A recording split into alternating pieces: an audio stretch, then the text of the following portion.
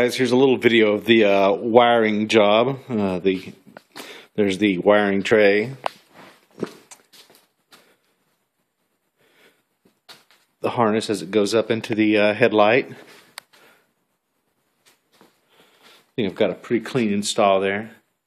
There's the new headlight with the integrated turns. We'll turn this all on so that you can catch the headlight.